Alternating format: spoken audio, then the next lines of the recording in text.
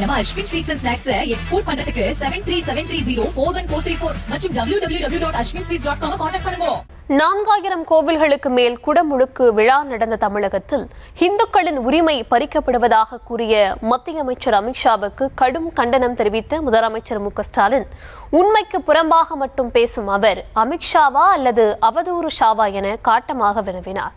அதோடு ஜெயலலிதா மறைவுக்கு பின் தமிழகத்தில் பாஜகவின் ப்ராக்சி ஆட்சிதான் நடந்ததாக சாடிய முதல்வர், அதிமுகவுக்கு வாக்களித்தால் நம்மை பாஜக ஆளும் சூழல் உருவாக்கிவிடும் என மக்களை எச்சரித்தார். மக்கள் நலனுக்காக நாம் செய்யப்படுகிற திட்டங்களை குறை சொல்ல முடியாதவங்க இல்லாத பிரச்சனைகளை எல்லாம் உருவாக்கி குளிர் காயிலாம்னு நினைக்கிறாங்க. அண்மையில் மாண்புமிகு ஒன்றிய உள்துறை அமைச்சர் அமித்ஷா அவர்கள் தமிழ்நாட்டுக்கு வந்தார். செய்திகள்லாம் பார்த்திருப்பீங்க, அவர் பேசுனதெல்லாம் பார்த்திருப்பீங்க. அவர் அமித்ஷாவா இல்ல அவதூறு ஷாவான்னு டவுட் வருது. அந்த அளவுக்கு உண்மைக்கு புறம்பா பேசிட்டு போயிருக்காரு. தமிழ்நாட்டில் இந்து சமய நம்பிக்கைகள் வழிபாட்டு உரிமைகளுக்கு முடிவு கட்டும் வகையில் நம்முடைய தமிழ்நாடு செயல்படுதுன்னு அமித்ஷா அவர்கள் பேசிட்டு போயிருக்காரு. இதற்காக என்னுடைய கடுமையான கண்டனத்தை உங்கள் மூலமாக, இந்த விழாவின் மூலமாக, இந்த நிகழ்ச்சியின் மூலமாக நான் தெரிவிச்சுக்கிறேன். அவருக்கு தமிழ்நாட்டில் என்ன நடக்குதுன்னு தெரியல போல. நம்ம அரசு பொறுப்பேற்றதிலிருந்து இப்ப வர சுமார் 4000 திருக்கோயில்களில் குடமுழுக்கு, அதாவது அவருக்கு புரிகிற மொழியில சொல்லணும்னா கும்பாபிஷேகம் நடத்தியிருக்கோம். இப்படி ஒரு சாதனையை நீங்க ஆளுகிற பாஜக மாநிலங்களை செஞ்சிருக்கீங்களா? கண்டிப்பா இருக்காது.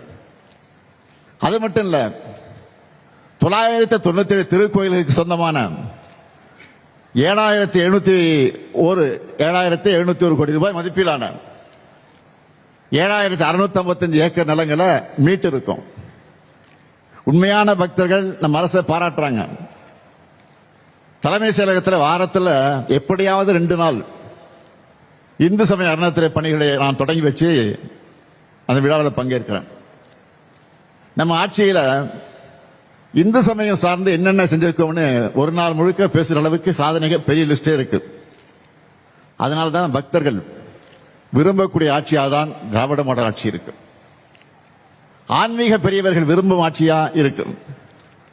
அனைத்து சமயத்தவர்கள் நம்பிக்கைக்கும் மதிப்பளித்து அவன் மத உரிமைகளை காப்பாற்றுகிற ஆட்சியா நடத்திக்கிட்டு வரோம். இப்படிப்பட்ட தமிழ்நாட்டில் இந்துக்களுடைய உரிமைகள் பறிக்கப்படுறதா துளியும் உண்மையில்லாத குற்றச்சாட்டை உள்துறை அமைச்சர் சொல்வது அவருடைய பதவிக்கு கண்ணியம் அல்ல. உண்மையை சொல்லணும்னா, கலவரம் செய்யவும் குழப்பம் எடுத்தவும் நினைக்கிறவங்களோட எண்ணம் தான் தமிழ்நாட்டில் ஈடேறல. அது இனியும் நடக்காது, நடக்க விட மாட்டோம். இந்த ஸ்டாலின் இருக்கிற வரை அது நடக்கவே நடக்காது. வெளிப்படையா சொல்லணும்னா, ஒரு சிலர் இங்க இப்படி பேசி வட மாநிலங்களில் வெறுப்பு பிரச்சாரம் பண்ணலாமா என்பதுதான் நம்மளுடைய எண்ணம்.